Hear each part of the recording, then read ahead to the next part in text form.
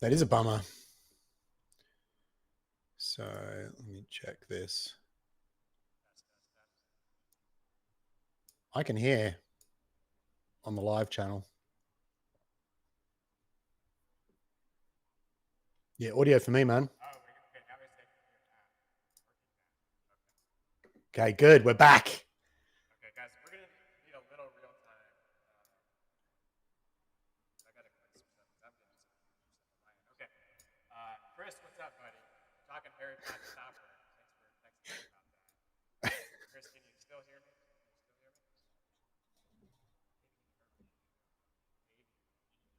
Okay, am I back? Well, I'm not. So can anybody hear me?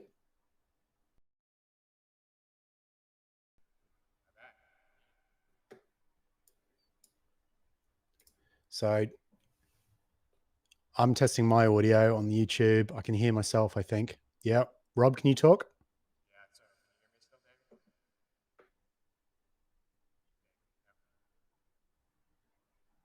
David? You're on, but it's really low. So maybe try cranking your audio. Okay, how about now? Very muffled on Rob's side. Good.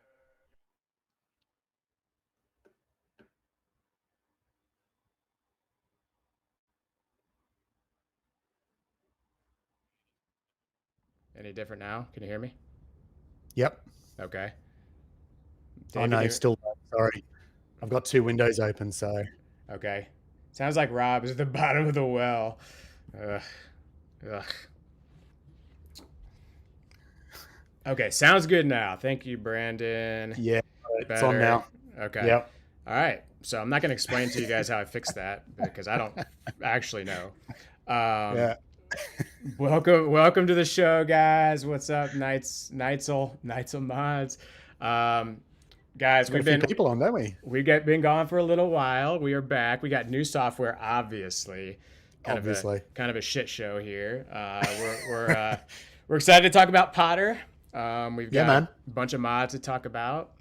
I've got a lot of clicking to do to get these views set up. Davey, what's new with you, man? You've been Do you, staying want to, do busy. you want to take over slightly? Yeah, You yeah. got So I don't Kong. know. You got Kong in the back. I Oh see. yeah. Do you not? Did you? Where is it? I don't know which way I'm pointing. So There you got Kong's it. here. You got it. So Foo Fighters was there. Foo Fighters has moved over there.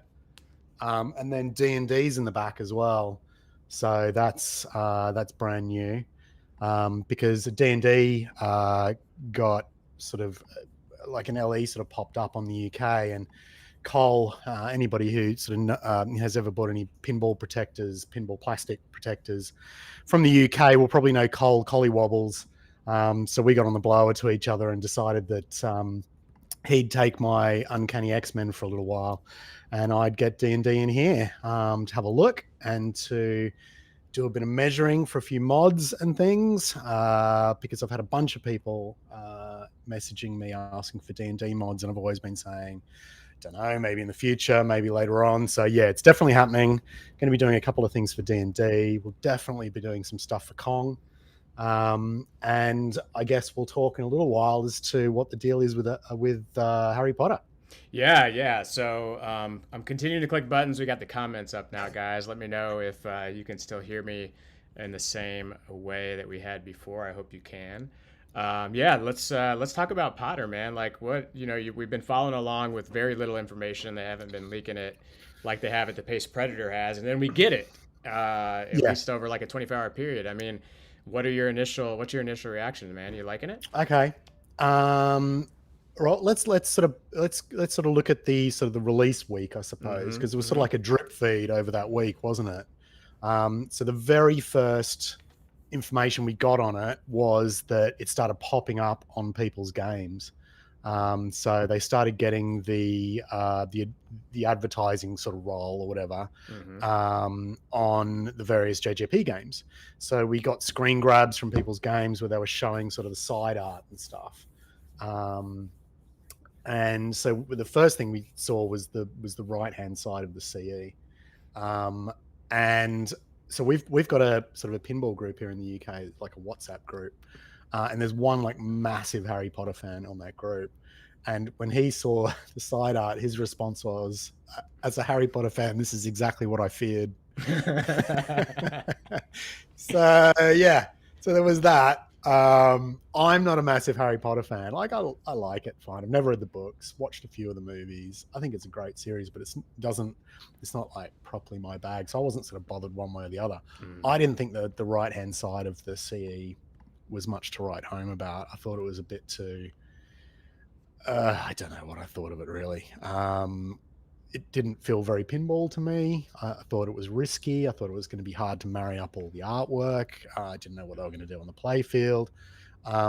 We saw the left-hand side later on. I thought that one looked a lot better. And then eventually we sort of started seeing those like really blurry top-down pictures of the playfield.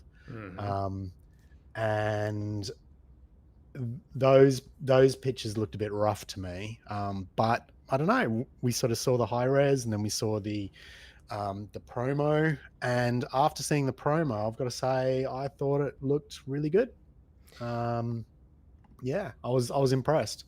And I'm not a huge JJP fan. I really like Elton. The other games have sort of been a bit blah to me. Particularly in the days of sort of the low flipper strength JJPs. I thought GNR was floaty. I thought Hobbit was floaty. Toy Story didn't do anything for me. But, you know, I think Elton was sort of the first game when that all changed. And then obviously all the previous games have all changed now because of those capacitor fixes they've sort of released for those titles.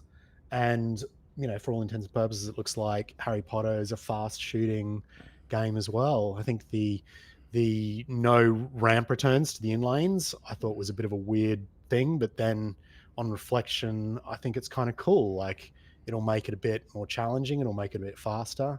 You know, it's a risky maneuver. It's not typical, and I like it. The upper playfield looks fun. I think there's lots of fun modding opportunities, which we'll get to. But tell me, man, what did you think of it? What was your reaction? Yeah, you know, well, we've kind of teased this kind of Harry versus Harry thing, and it's obviously we can talk about Dirty Harry if we want, but there's been just a lot of comments about, you know, is this game packed, right? Like, I think that's where everyone just keeps wanting to see Jersey Jack do what they did with Wizard of Oz, their first title, on some level.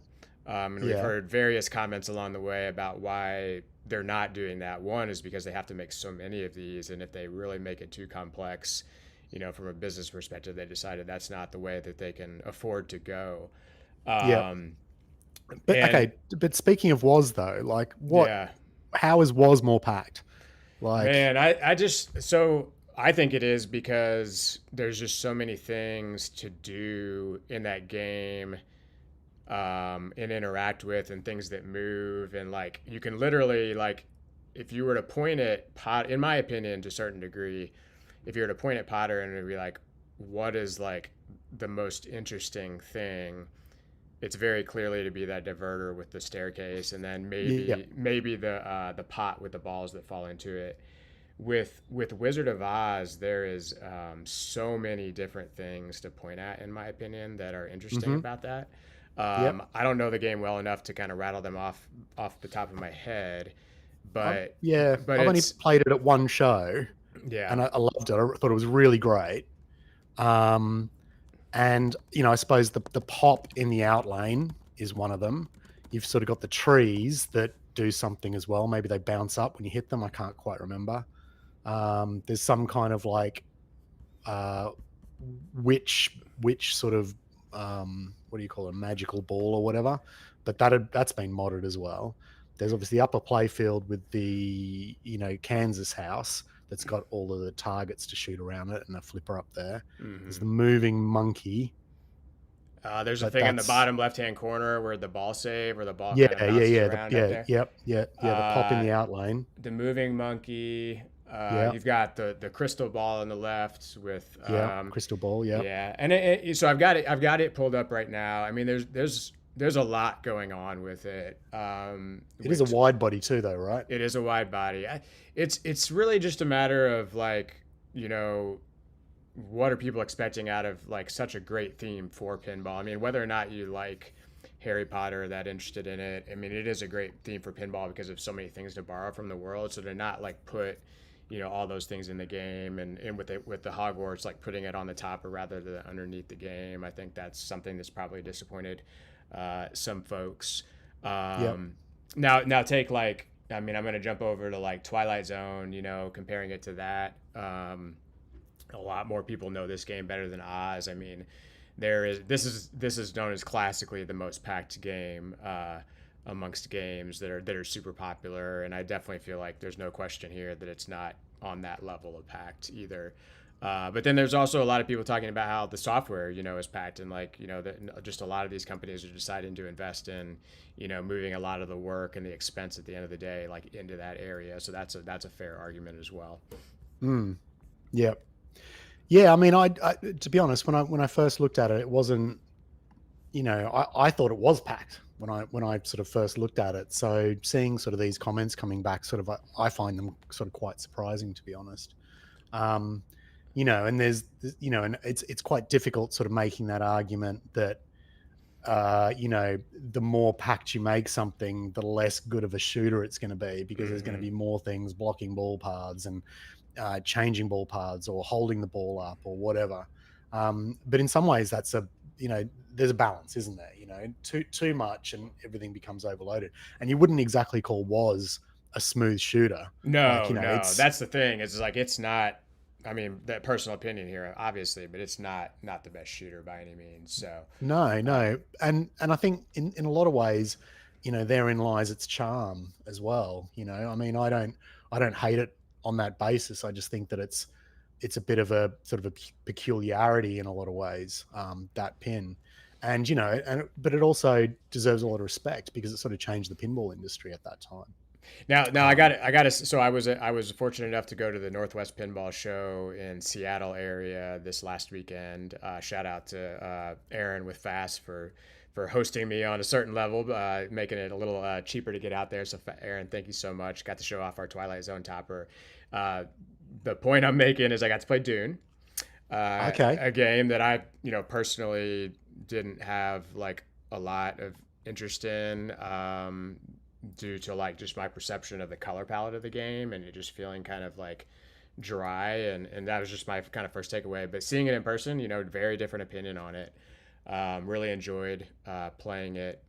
And I just got to play Potter, right? I'm not gonna like kind of form too strong of opinions. I mean, I have opinions on the topper for sure. Yeah. Well, we should. That's the next topic of conversation, isn't it? Yeah, Yeah. yeah. But yeah, Dune is pretty cool, guys. Definitely check it out if you get the chance. And I love that there's this like really interactive mech that I've never seen anything before, and maybe that's what I feel like I'm missing from Potter is just like that one thing that I can like, if I'm describing it to someone who doesn't know anything about it, like, oh, you got to check this one thing out. Yep. And describing a diverter that has 14 ball paths just doesn't hit the mustard. Yeah. No, I know exactly what you mean. And I think that the hardcore Potter fans, have made mention that the staircase isn't even sort of one of, I guess, the main features. I think it was in the first movie. It's not the thing that people remember from Harry Potter, but it does make for in terms of a feature of Harry Potter that relates well to pinball. Then you could say that is one of them. Like a moving staircase and the ball sort of follows that staircase. I mean, that seems, if you're watching the movies and trying to pull stuff out that would be relatable to pinball, that's an obvious one, I think. So, But yeah, I think it's a really interesting mech. yeah. I'm sure it would have been very difficult to pull off. And I don't know, like the reports seem like it's a really good shooter.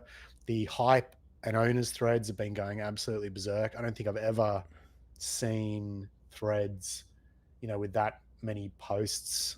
Like I sort of read them all through and try and catch up on everything, and then leave it for half a day and jump back on, and there's another 300 posts to wade through. Like you can't even read them all because there's not enough time. You sort of have to skim read them all, just to make sure you're catching everything and trying to ignore all the beefs between people. Trying to skim read all that stuff. Like JJP threads are like that too. I find them really sort of hardcore in terms of people going at it.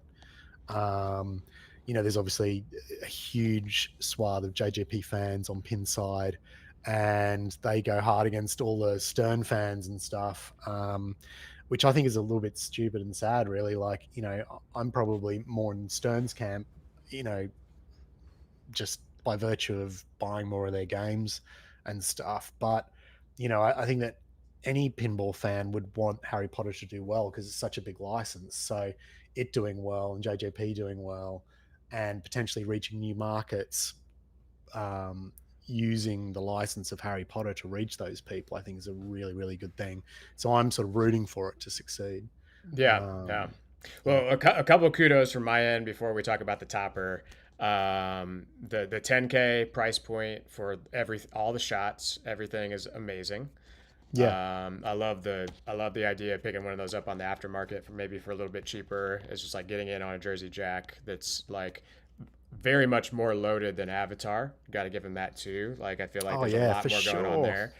Now on the topper side, like there's a lot of negativity about it. I think just on a high level, I don't love how different it looks from the CE. Like, it feels like it's not part of that package at all.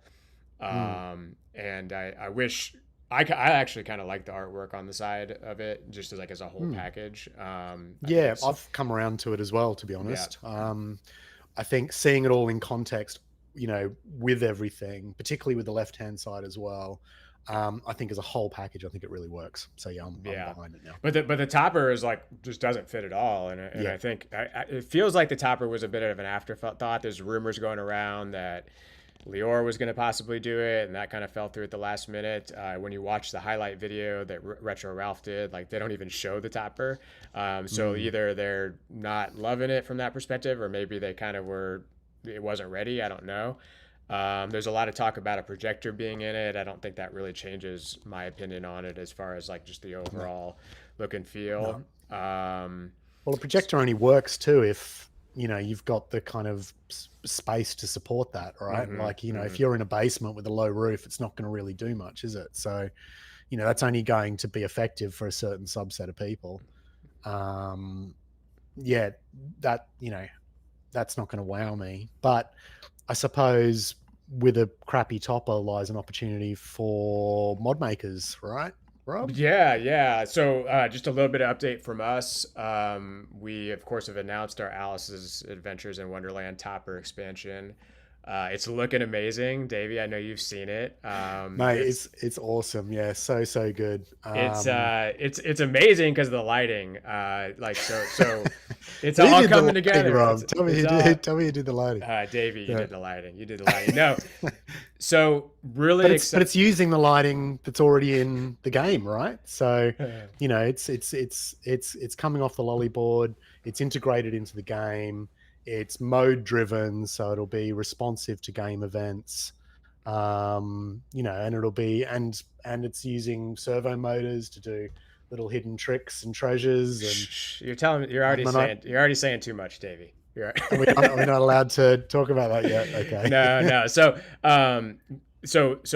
I'm super excited. I think we're probably like 2-4 weeks away. I'm waiting on my game to arrive still. I've got to do the photo and the video. But from a story perspective, Davey, I'm just so excited about like this module that you made for mod makers. It's going to make the topper come to life.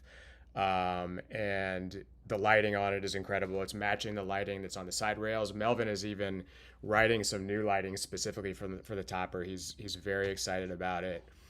So lots cool to come there. The reason I bring it up is because I do think there's an opportunity for folks to do some interesting stuff with the topper from an expansion perspective. I mean, we saw T. Diddy do that effectively with Jaws.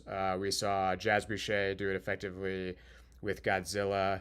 It's obviously going to happen with this topper. It's like people are just like they're just drooling. They're like oh my god, like the mod makers are just like jumping on this. Which is a bit of a risk in a lot of ways as a mod maker. I think that anybody who is, and I'm not looking at it, just so just to put it out there, I'm not looking at it. I think that anybody that is looking at it needs to hook up with everybody else who might be looking at it as well, and try and have a conversation, because um, I think stepping on each other's toes and stuff is just it's probably the most difficult aspect of what we do. And we always sort of try and push for a very integrated sort of community and scene. So I've reached out to mod makers in the past when games have been released, just to sort of let them know the areas that I was looking at, and to try and get them to sort of share the areas they're looking at, just to try and just, I guess, carve out areas for yourself that you're not going to step on each other's toes. It doesn't always work out that way. As we'll see later, there's some mods for D&D where 3 mod makers, including myself, are sort of all looking at one area. But I guess in situations like that, you just try and be as cool about it as possible, and just be open and honest about it, I guess. But yeah, the thing that sort of struck me about the topper, in terms of mod makers looking at it, was that probably that's the one area where there's the biggest cause for potential copyright infringement. I think this got mentioned on the Potter thread.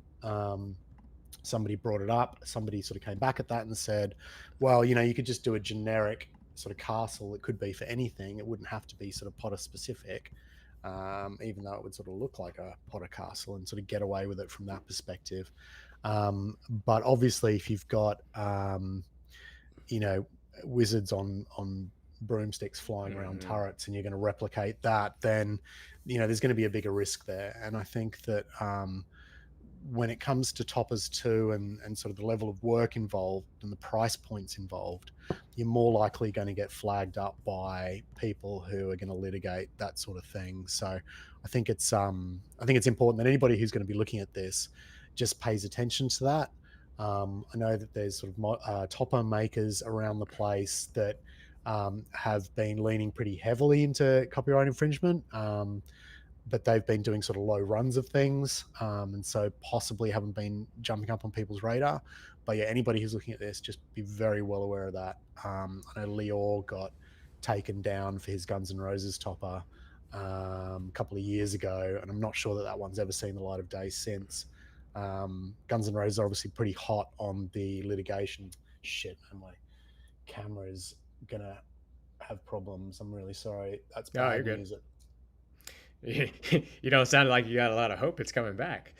No. Well, it's going to be a battery issue, so no, I'm going to have to leave it off for a little while, I think. Oh, that's fine. That's fine.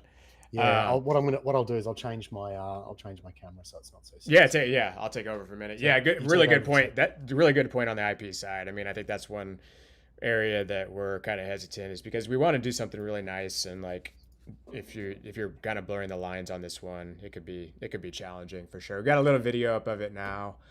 Yeah, I don't know what these buildings are made of, but obviously there's the little the owl that just came up. It's got a little bit going on, but if you compare this to the Avatar topper, I mean, the Avatar topper is just like so amazing. Like it didn't even get as much credit as I think was due on that one, and this one certainly is not on that level. I mean, but do you think that it's also by virtue of like them spending loads of money on the license, possibly loads of money on the R&D, even though the Playfield, people saying the Playfield isn't packed, there's a lot on there. There might not be sort of standout sort of toys or items, but there's a lot on there. So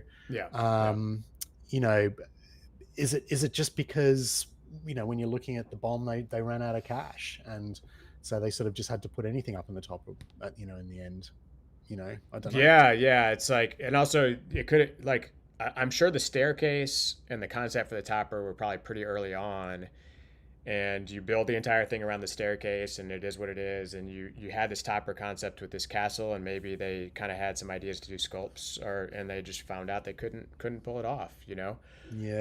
It's interesting. Man, I'm watching. I've still got this video over here. I'm gonna pull this back up. Okay. Yeah. So, are you able to see the video that we've got up right now? Yeah, it's on. Okay. Yeah, I don't know. It just looks. Do you know what I don't like as well? The thing that I don't like the most about it is those side returns. Why are they there?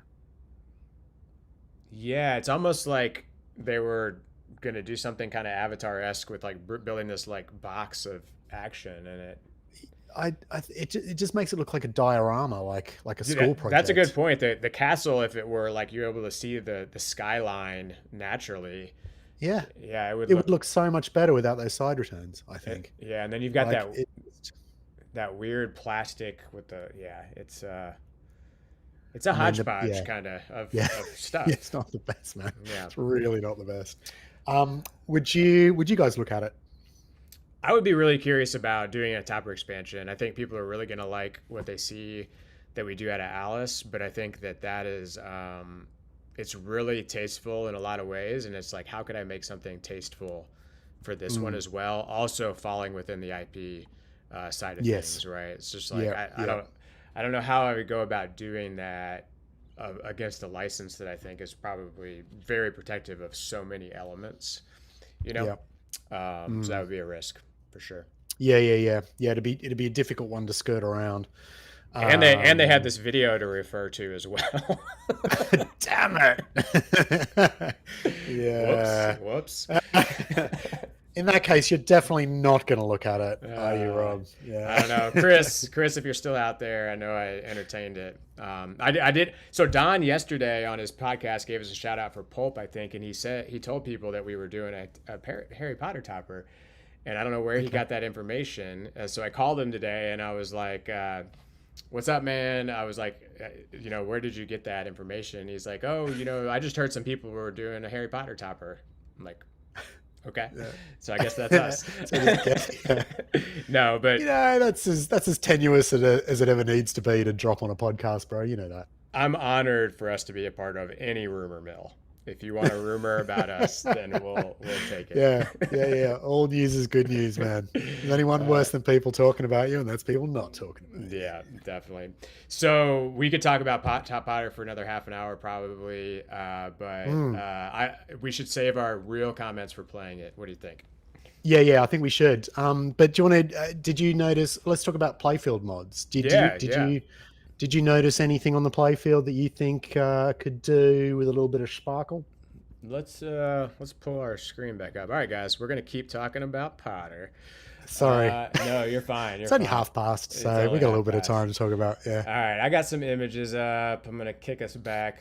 What do you think of the tree and the this guy right here with the tree and the car? Did you like how that was executed? Or? Yeah, I did. Yeah, Okay, yeah. okay. I think it's nice. I mean, I think a floating car is always going to look a bit weird and a bit incongruous. Yeah. But for people who are familiar with Harry Potter, which I'm not, I think it makes a lot of sense. So, but yeah, I like the fact that it's tied to a pop bumper. I like the fact that it moves. I think the tree itself looked like a nice sculpt. It's always a little bit difficult to tell from these things because they're sort of promo imagery, so you can't really see what it looks like painted or close up. So I'm interested to see those things. I think the Death Eater could use some work. So, but again, that's going to be something that's going to be a really tricky thing to sidestep from an IP point of view. But obviously, we know some mod makers that are really great at replacing large sculpts with even better large sculpts that have, got more time and effort put into them and better paint jobs. So I'm really hoping that one mod maker in particular turns his hand to that Death Eater. But we'll have to wait and see. And I do think it's an IP risk, just because it's so iconic. But yeah, there's two other areas that I thought definitely looked interesting, and that was the cauldron. I think at the moment it's just got like a green lamp sort of shining up through it. Mm-hmm. But you could sort of make that a bit bigger. You could make it bubbling. You could make it, potentially have an auto stirring thing, like they do in Potter, or a pouring potion somehow, like levitating. There's a sort of a bunch of ideas that you could do for that, I think. But obviously balls still need to fall through it. So you're restricted a little bit in terms of what you can stick in there, because it still needs to have a tunnel to allow balls to fall through. So I thought that was a potential. And the Quidditch field up top too is just like a flat plastic. So, there's huge scope, I think, for doing quite a detailed 3D sculpt up in the Quidditch area. So a lot of Again, lot of replacement stuff, which like with Kong, there's opportunity for brand new stuff, but you're kind of seeing maybe kind of upgrades is a lot of what you're seeing with Potter. yeah, well, to be honest, with Kong, it's a similar thing as well. Like, now that I've got Kong here, I can certainly see new areas that I didn't sort of identify when I was first looking at the game, and that's always the case. When you're sort of just doing your initial scans of stuff, you're trying to pull it in, but you're really only focusing on the stuff that the promo video wants you to focus on. And when you've actually got the game in your hand, you can sort of pore over the playfield. You can play it obviously, and work out which areas are sort of the most often shot and used, and relate most to the rules and the progression and things like that. And it's those areas you really want to focus on, because they're the areas that the customer is going to be focusing on when they're playing the game as well. And obviously you want to, you don't want to put your mod in some back dark corner that nobody's going to notice or use. You want it, front and center. So certainly with Kong, I noticed, at least another two areas that I hadn't identified in the promo videos that I thought would be, good for some upgrades. So we've talked about on past shows where it felt like kind of the amount of mods was starting to tail off. Kind of we got Godzilla and then trickling down. Is modding back with Potter? Do you think there's like a resurgence, or is that even still a feeling you're getting? Yeah. I think Kong's going to see a lot of mods. Yeah. I think there's certainly some, there's certain people within the community at the moment that have sort of gone a little bit quiet. And I think that's probably because they've got their heads down and they're designing stuff. So T. Diddy, Tom, who we love, he's gone a bit quiet over the last month or two since Kong was released. The last two mods he released were for Metallica Remastered.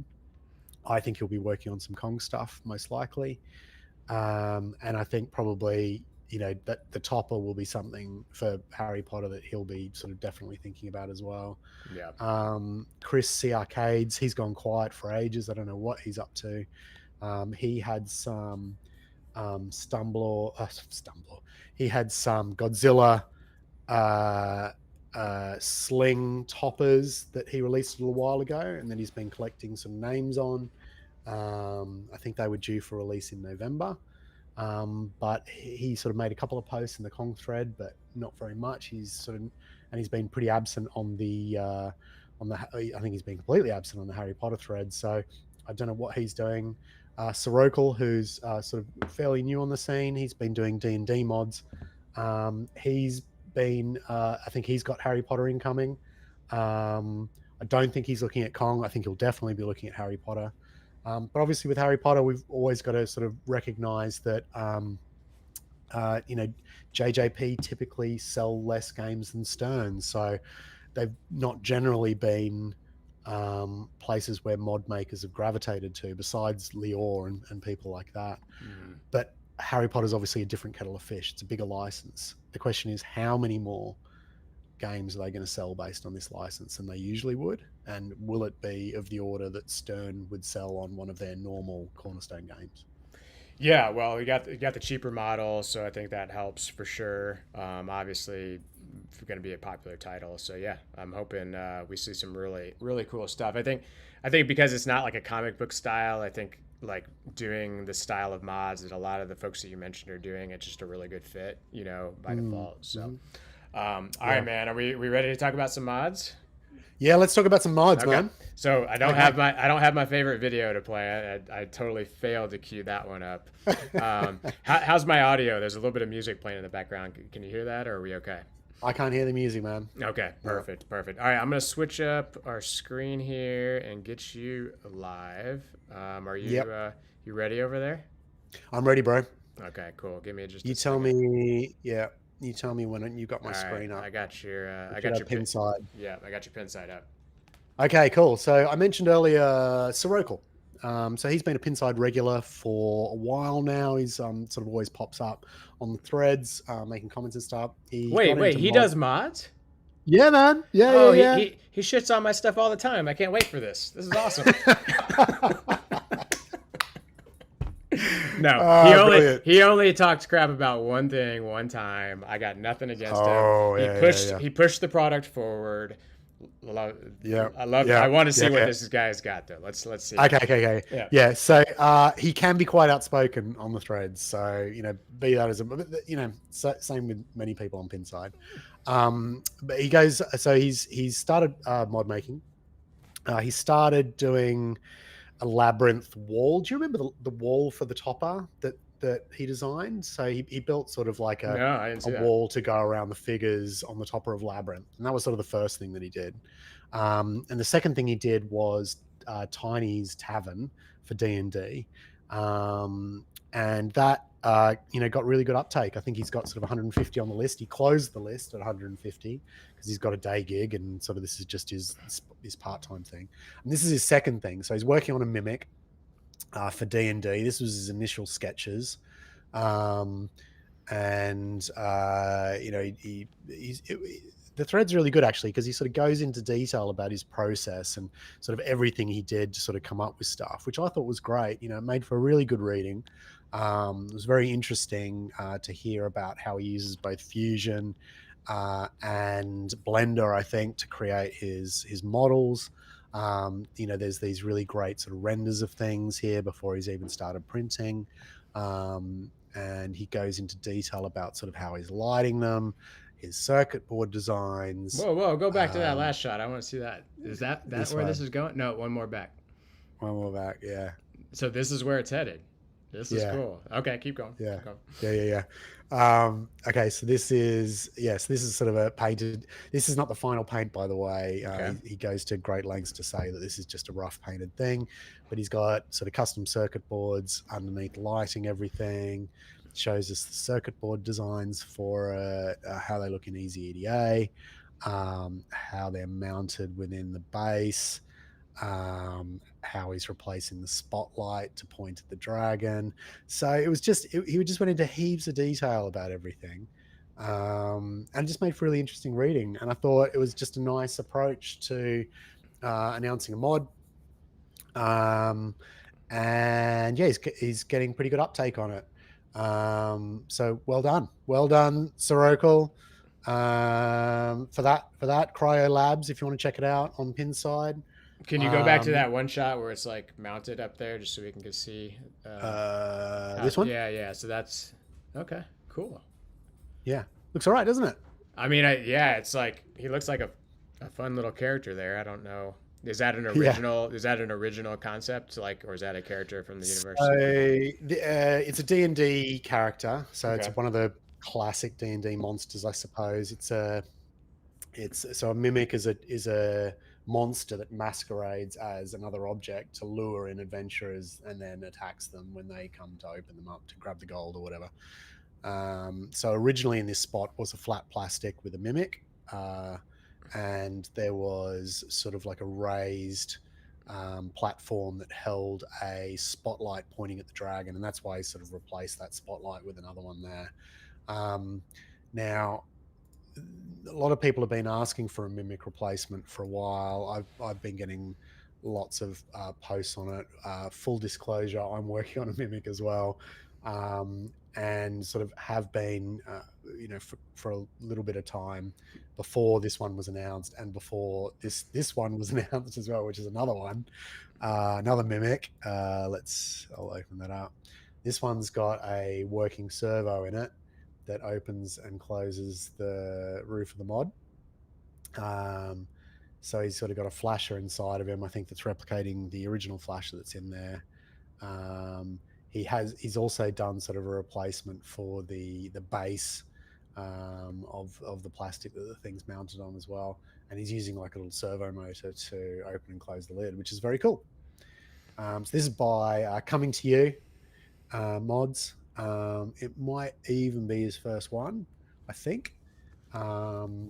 And I saw this as well, and I was like, oh, God damn it. And so I sort of sent him a little PM and just said, oh, I'm really sorry, man. I'm working on something too. Just wanted to give you the heads up before I posted anything and you thought that I was, stealing your thunder or anything like that. So looks like there's going to be 3 of us in this space for the mimic, which will be interesting. But hey, it happens, doesn't it? I gotta admit, Um, man, you got some real competition on those two. yeah, they're good, aren't they? They're Um, good. So hopefully, I don't know, in the next couple of weeks, I'll probably have something to show off as well. We're currently just going through the final stages, 3D design. Mine's going to have a servo motor in it as well. cool. So I'll show you in the next couple of weeks. Awesome. Awesome. I like those. Yeah. Yeah, they're good. They're good. Okay, so this one's by Magic Chiz. Magic Chiz? I never know how to pronounce his name. He's working on an evil car for Evil Dead. Yeah, so for those people, Could have sworn that was a Lebowski mod at first. I guess not. yeah, Huh? yeah. It's a crossover. You know, Okay. you can Yeah. use it on both. Sweet. I don't know if I can use that. So yeah, he's done a 3D model of the what kind of car is it? I don't know what kind of car it is. For people who know Evil Dead, they'll probably be shouting at the screen right now, telling me what kind of car it is. Some kind of Chevy or something. Who knows? But yeah, he's done a 3D printed model of it because in his words, not having the evil car in Evil Dead is the equivalent of not having the Ecto One in Ghostbusters. So he's aiming to rectify that with an Evil Dead car. It's got working headlights. I think there's a light on the inside as well around the dash. Yeah, looks nice. Looks nice. It's nicely painted. I think he's got quite good uptake on it. There's probably, I think, 100 people on the list or something already. Is there? Quite a few anyway. Let's have a look. I don't know where the list is for it. But yeah, that's a new one. So that's quite a few mods for Evil Dead so far. I know that J85M John is also working on a cabin replacement that he's kind of teased. I think there's been talk of having a shotgun replacement for the handles, so sort of like an actual sort of shotgun shooter. For the shooter button on Evil Dead, it is a shooter button, isn't it, rather than a plunger? I think it is. So there's been talk of replacing that. There's obviously Back Alley Mods has done a bunch of stuff as well. They do all of Spooky's sculpting work anyway, but they've also done like a replacement hand that's a bit more intense, sort of giving the player the finger and stuff like that. So there's that one. So in terms of sort of modding, I think Spooky always gets quite a bit of attention from the mod makers. Even though their production numbers are smaller than sort of say the Stearns and things like that. And it's good to see that it's no exception for Evil Dead as well. So what do you think? What do you think of this one, Rob? That's cool. I pulled up the comments for a minute. I'm just because I got to test out my system. There, we can pull up comments. We said no topper replacement for Evil Dead. No, I don't think so. I don't think so. I think we're good now. We did have some ideas of making the non good one, I guess, like do something. Nick actually had an idea for that, but I don't even know. What do you? How many people you think that bought the game, bought the topper, percentage wise? So it was 888 in total, wasn't it? And it's one version, and you either buy the topper or you don't buy the topper, and it comes with the other topper. That's the way it goes, isn't it? Yeah. Okay. I would say, if I had to guess, I reckon probably less than half. Less than half. Yeah. No, we got the sarcasm. Endorphin fishing for sure. Less than half. Yeah. I mean, it's. I wonder. I bet. Maybe far less than half actually. Just because it's a pretty intense topper, isn't it? I thought it was awesome. Yeah. It's probably slightly less awesome in the flesh than when I first saw it. I thought that's awesome. Yeah. But putting it in your home, I'll put it in the workshop, and that's great. Any kid that sees it is going to be scared absolutely shitless when they see it, including my daughter. So I'll probably keep it in the box until she's a bit older, I think. That's the problem, right? Definitely a factor. Yeah. I'm sure a lot of people probably didn't buy it initially and then bought it after. But yeah, I think under 50, but maybe in that 40% range is probably a good guess. Yeah. No, this one's cool. I like the at least from the photos, I love the atmosphericness of it. I feel like it's like almost like I'm looking at the car like out in the dark woods. I don't know where it was actually in the movie, but it looks cool. Yeah. I think it's cool too. Okay, cool. Okay, so this one. Okay, so this is probably the first King Kong mod, of note, I suppose. It's by Pino. So Pino Pinball Mods. He's a lovely dude. We've sort of covered some of his stuff in the And past. he's the guy that's at all the shows, right? Like, does he come to? Uh, this guy? No, I don't think so because he's Okay, French. So okay. he's no. I've not seen him. I've not seen him at shows. I don't think. Who's the guy with wears the flat bill hat and he's got his wife with him in a lot of the videos and he's at the shows? He does mods too, right? I don't know who you mean, man. You don't know? Okay, all right, keep going. Yeah, we'll get back to that. Yeah, All right. somebody in chat knows who the hell Rob's talking about. Then you let us know. No, I don't think so. But Okay. we've chatted a little bit. He's done sort of like a Jaws hanging shark for Jaws, and because it was in a similar location to my Boy of Death, we sort of had to catch up and just make sure that there were no fit issues and things like that. He's a lovely dude. He sent me one of those hanging sharks, and we've been talking about a bunch of other mods.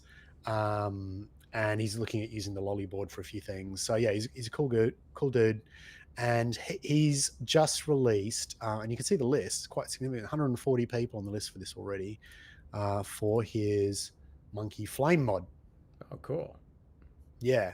So he's using, I think, flaming LEDs in the monkey heads, which are very great.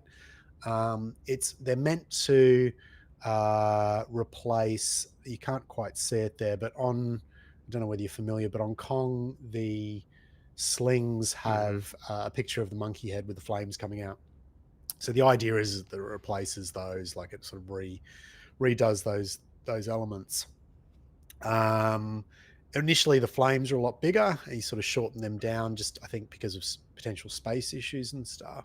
But they've landed really well. So, I mean, I think probably for me, it's probably the best mod that I've seen him do so far. So that's really great.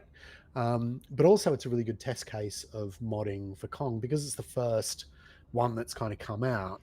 It's been interesting to see what its trajectory's been like, as in what the appetite is for mods on Kong. How well Kong sold in relation to whether those same people who bought Kong are going to be conducive to buying mods and those kinds of things. So it's always something we talk about, particularly in relation to Godzilla, where Godzilla sold loads, and also the people who bought it really love modding. So it's kind of like a perfect storm for mod makers, that one. And also the game itself was really conducive to modding as well.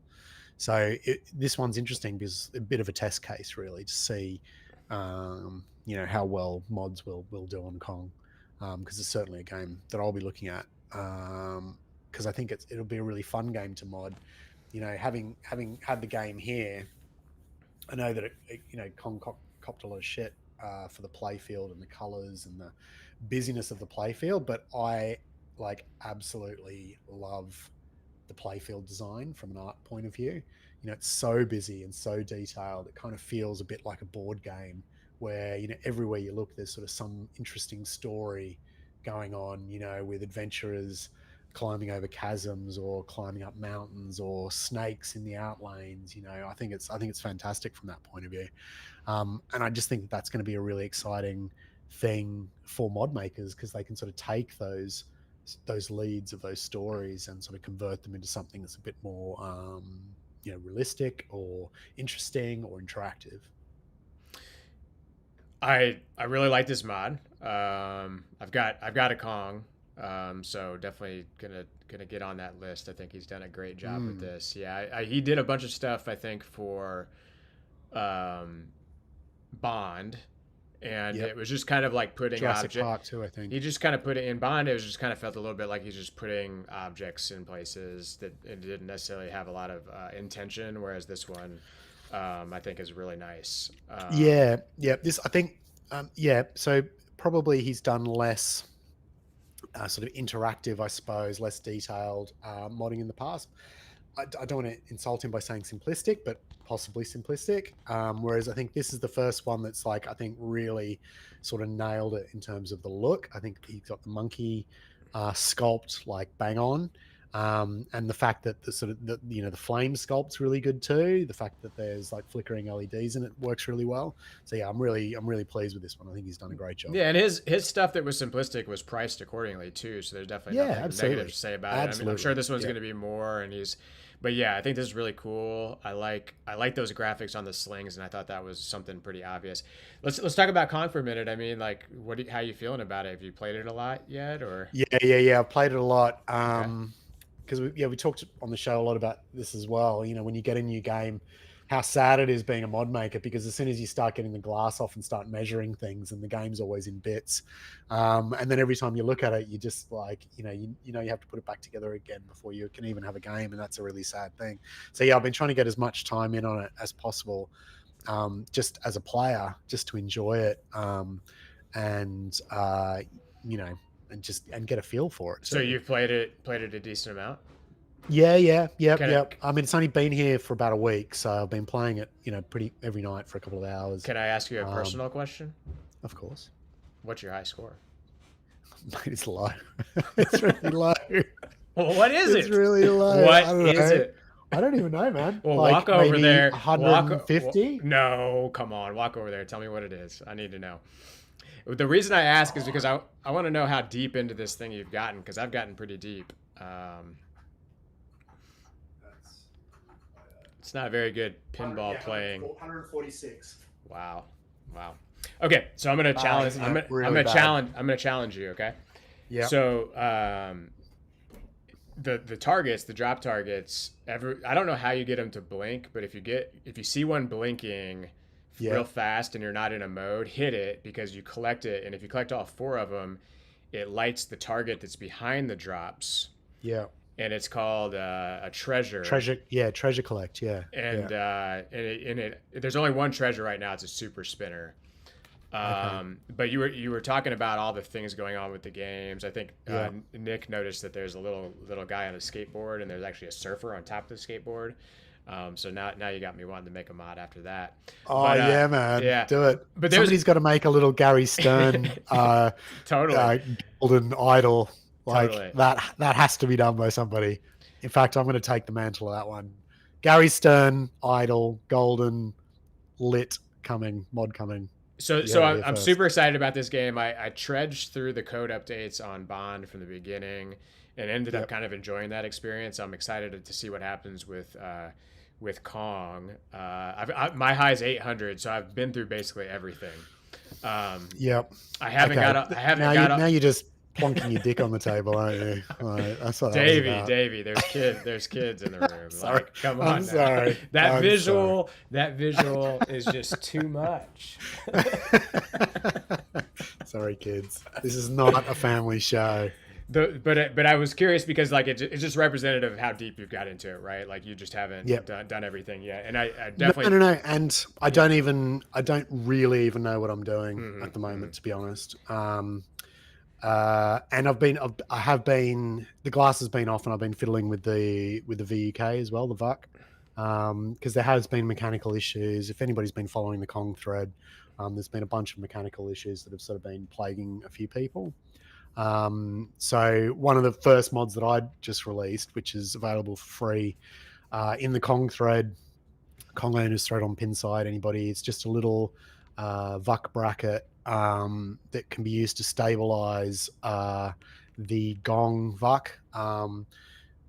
The problem is the bracket is a little bit flexy, and so it was hitting the ball on an odd angle, and it wasn't always going around that sort of loop return down to the flipper, and it was getting thrown out everywhere. So a bunch of people on Pinside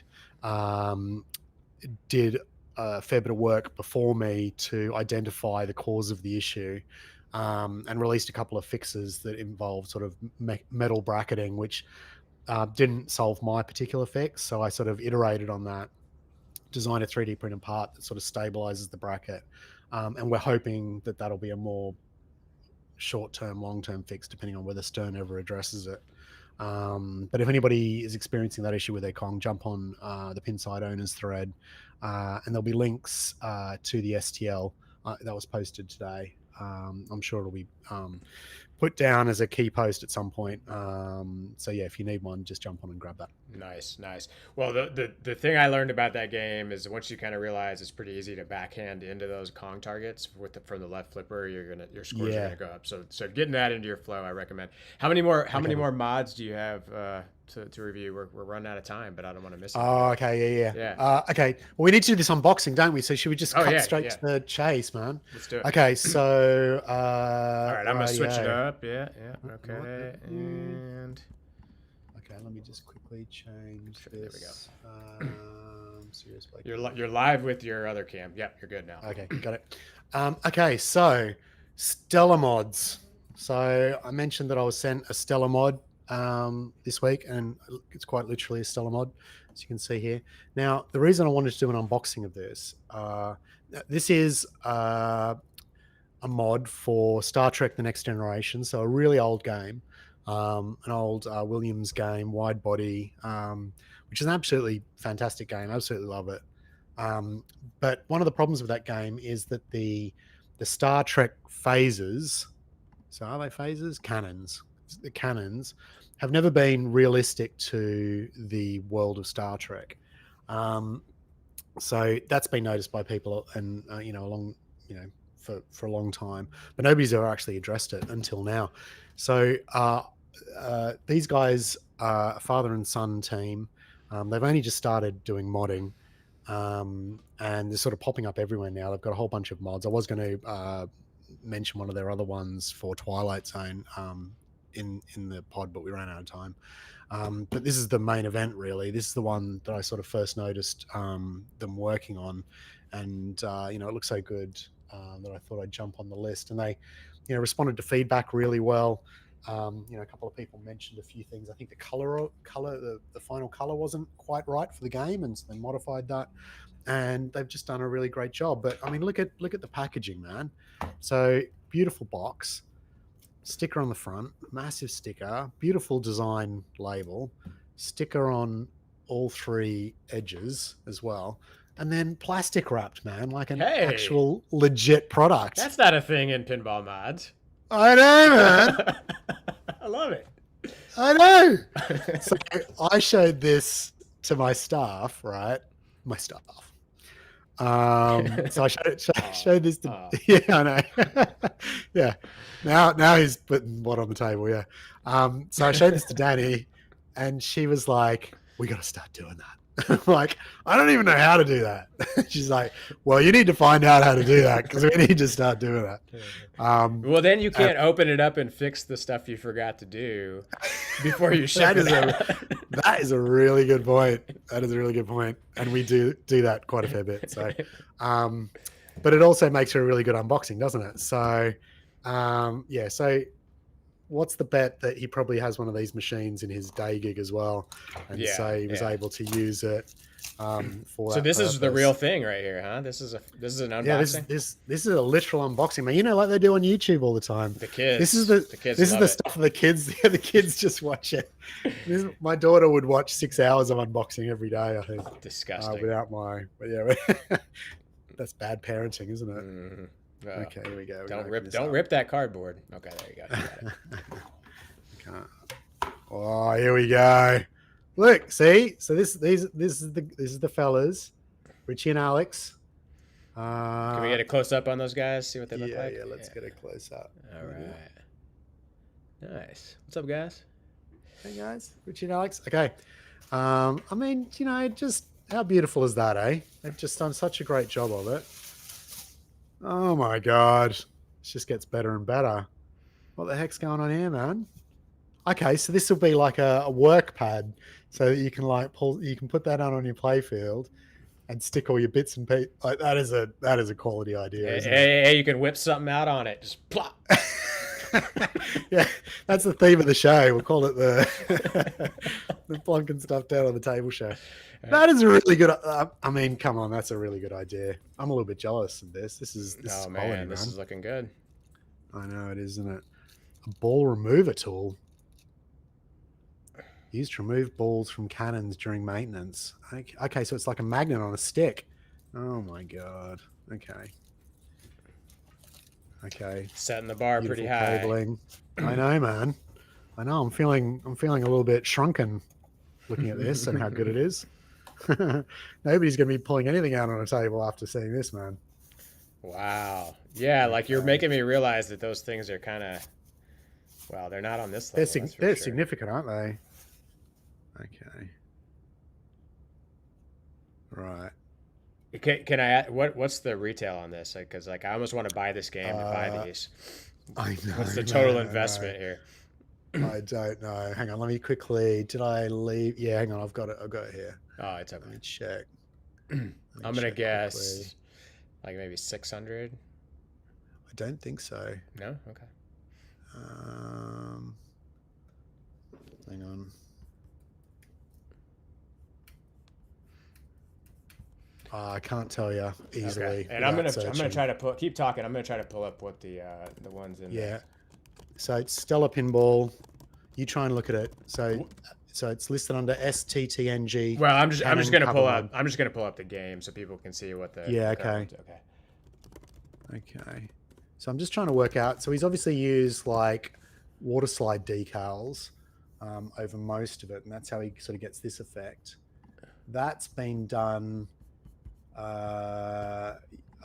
with some kind of paint, but then he sort of rubbed it off on top. I think that's part of the original print work. But whatever he's, I mean, it does look like, okay, so it's PLA, but it's beautifully done, man. Like you can't see the print lines. He's probably used a really fine, like, 0.1 or something to do them. Like, it doesn't look like PLA printing, even though it is. Really, really well done, man. So he's probably had them professionally PLA printed, I think, or something. But anyway, quality stuff, man. Really, really good. And then we've got a bunch of post and plastic replacements as well, and post lights as well. So they've really gone to town on this, man. Look, more stuff down here. Oh, okay. So there's inlane plastics as well. Oh, that's nice. Okay, I got a picture up now of the existing one. So the existing one is one color. Does his have a light on the top of there like that, or is it? No. Okay. No. So that's been replaced. Look at all this stuff, man. Really, really nice. So I think that's probably two color PLA printed, but you're not seeing any print lines on that at all. So super, super nice quality, man. I'm really impressed with this.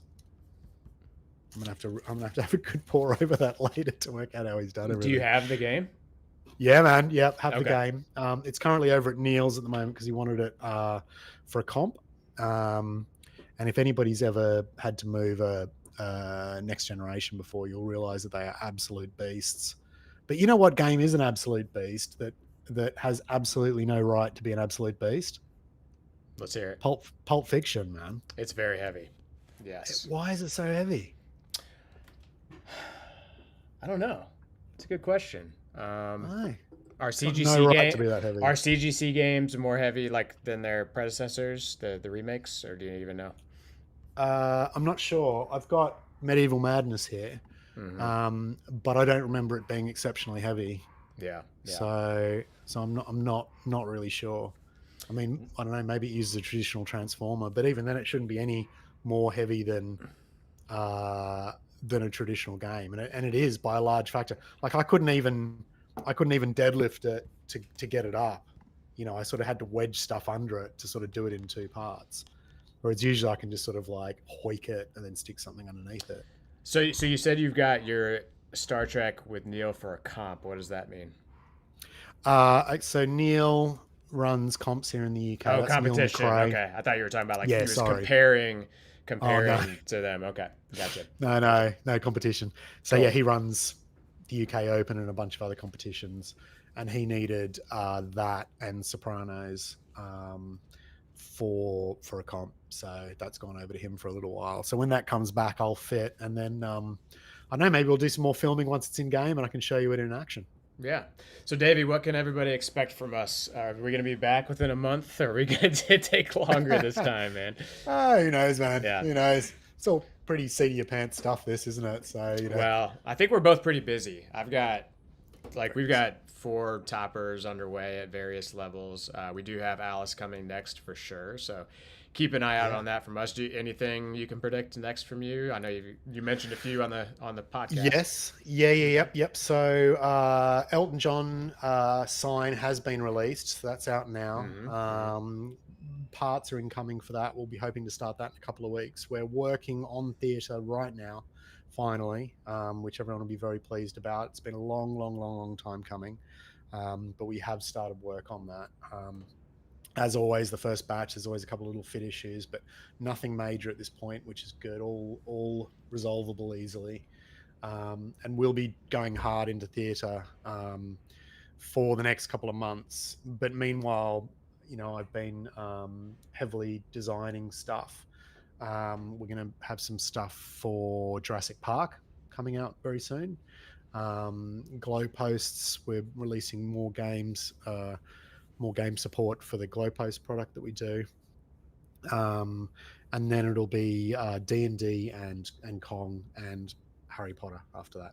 Wow! All right, that's a ton of stuff, man. I'm excited. And I finally installed my Lebowski bowling sign. And, cool! Yeah, I've got my live streaming rig set up, so I want to maybe next show we can do a little live stream and show everybody how that bad boy. Cool, man. Yeah, thanks for that. So, well, thank you everybody for kind of working through some of the early audio issues with us. We're using some new software, but it's been fun to kind of get back into it. And Davey, man, thanks for taking the time, buddy. We appreciate it. Always, man. Yeah. Always been fun. All right, let's cue off this outro, and we will see everyone soon. Signing off. Laters.